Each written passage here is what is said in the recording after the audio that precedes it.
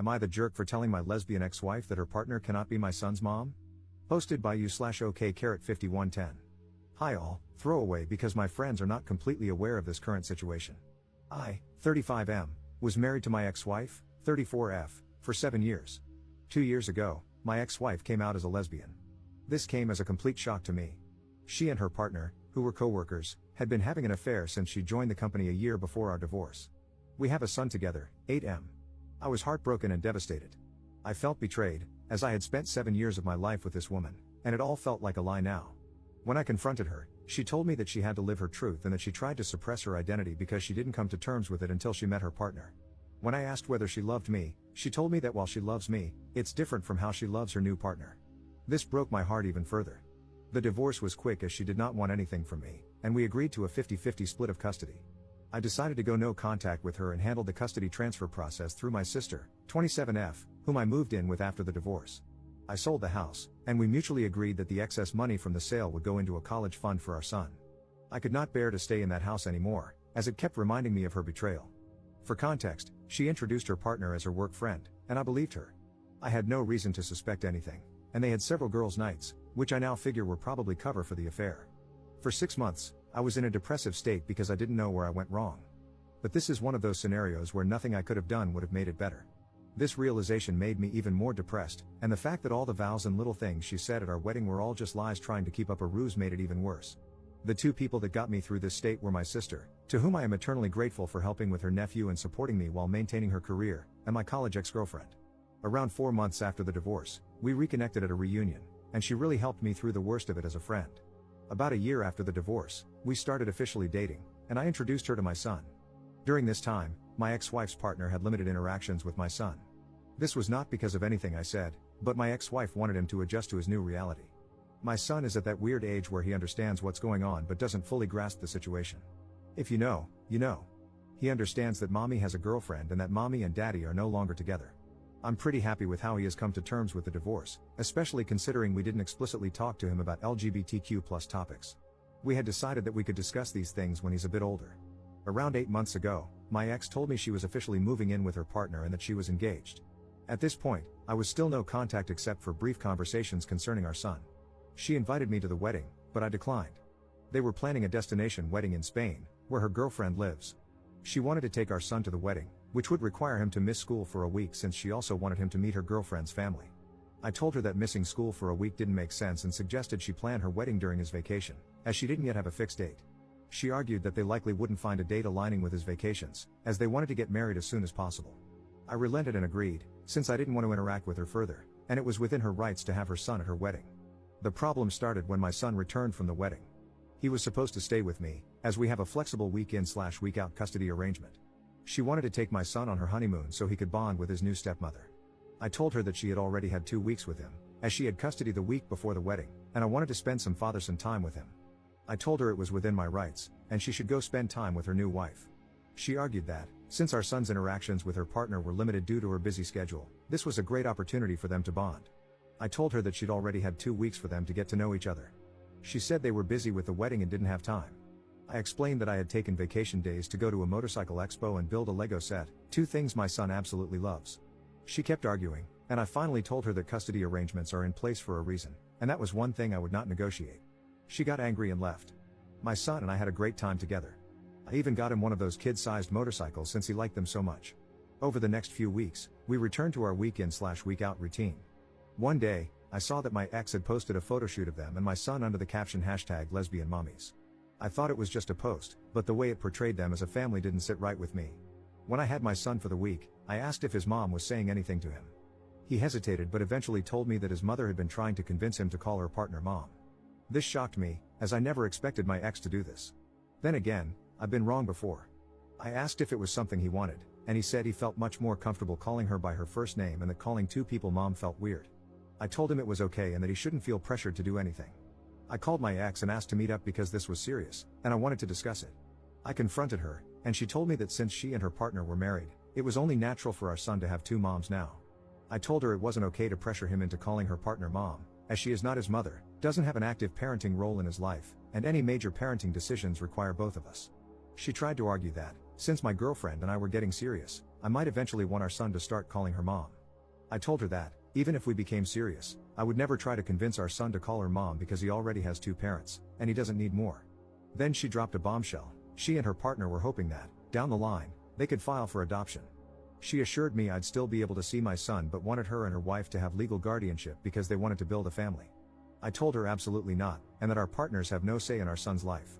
She accused me of being homophobic for denying her the right to a complete family. I told her that her life choices are hers, but our son's life is something we decide together.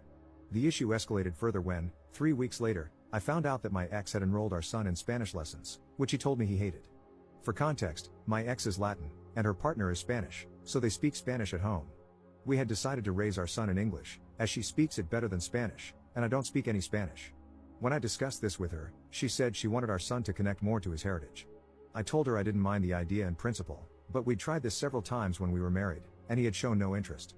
She said it might be different this time, as there are now 2 Spanish speakers at home. I told her I was all for bilingualism, as knowing 2 languages is an advantage, but forcing him into something he doesn't want makes no sense. I even suggested trying another language he might like. She accused me of denying our son his roots and went on a tirade, accusing me of denying him his identity and her the right to a family. My girlfriend usually stays out of these matters, but she advised me to contact my lawyer. My lawyer assured me that even if they filed an adoption notice, I could contest it, and it would take something exceptional, like abandonment, for my contest to be rejected. My ex keeps posting pictures of our son as part of her new family, and it's honestly started to trigger me. 2 weeks ago, I interacted with my ex's new wife for the first time after the divorce. She contacted me to meet up and told me that my ex had finally started to recover from the trauma of coming out and building a new life. She accused me of being emotionless and uncaring during the divorce, guilt-tripping my ex into agreeing to 50-50 custody, and standing in the way of their happiness. She also told me I should agree to the adoption in a few years, as they've always wanted a family, and I would still remain my son's dad and could visit him. I told her I didn't care about her emotional state during the divorce and that my custody demands were fair by any rational standard. I told her if they wanted a perfect family image, they should have a child of their own with no connection to me. I feel like all this has started to affect my son more than anything. He's a lot less happy than he was a few months ago, as we had started to adjust to this new reality. For context, since I know this is going to come up, the emotional trauma my ex faced stemmed from her family effectively disowning her after she came out. Her parents don't talk to her anymore. My son, however, has plenty of interaction with his maternal grandparents when he's with me. My ex-wife and her partner make significantly more money than I do. However, my ex-wife earns less than me, but her partner has a senior position and more stability. This was also an argument my ex-wife used regarding adoption, saying they could send our son to private school and provide a better life. The recent elections may have caused some of this urgency, as they worry they might lose adoption rights soon. However, they don't want to adopt him now, but in a few years, so I doubt this is the reason. Update 1 day later. Hi all. It's been crazy seeing everyone's reactions to the situation, and I wanted to share a quick update with you all. First of all, I'd like to clarify that my son and I have been going to therapy since the divorce. He was doing quite well until the whole mom saga happened. My in-laws disowned her after she came out. They were not even aware of the affair when she came out to them. They still spend time with my grandson under the condition that they don't badmouth my ex and don't preach their views to him. They agreed and said that they valued a relationship with their grandson over any political views they might hold. I have been a part of every interaction they have had with him because I was worried they might say something inappropriate. Thankfully, this has not been the case. Her extended family has told me that they have all cut her off as well, some for the affair and some for her being gay. Our mutual friends also cut her off because of the affair. All our mutual friends were my work buddies and their spouses/partners. I did not ask them to do anything, they came to the decision on their own. I was actually glad when she told me she had made a friend on her own, as she used to complain about not liking her colleagues. We all know how that turned out. I'm pretty sure they're not planning to skip the country. I have all my son's documents, and we decided this during the divorce because she was still figuring out where to go. Since I was moving in with my sister, the chances of them getting misplaced were low. I have also not received any demands for the documents, and she returned the passport to me when we came back. The whole adoption thing probably stems from the fact that my son has a very close relationship with his mother. The only times he has really complained to me are when she asked him to call her partner mom and when she made him take Spanish classes he didn't want. We did everything for him equally during our marriage, but I had to travel out of state to my parents frequently during COVID because they were sick with pre-existing conditions and couldn't take care of themselves. My sister was on an assignment abroad at that time. My sister also agreed with this. Please let me know your thoughts. I listened to people and contacted my lawyer, who is also my friend, this morning. He told me the same thing as last time, that it would take something really unusual for the adoption process to go through, like child abandonment. He also said that they are a bunch of idiots who have no idea how the law works. He also told me that if the whole "we want to adopt him" is a real thing and if she is talking negatively about me to my son and I could prove it, I could get custody. This has not been the case, as I've not heard my son say that his mom says bad things about me. This brought me a sigh of relief. I plan to contact my ex today with the following conditions. We both install parenting apps and document all interactions. No more mention to me or my son regarding adoption or calling her partner mom. No more posting images of my son as part of their perfect queer family, because, frankly, I don't want my son's photos on the internet when he is so young. He can decide what he wants when he is older. I plan to talk to my ex in a couple of hours.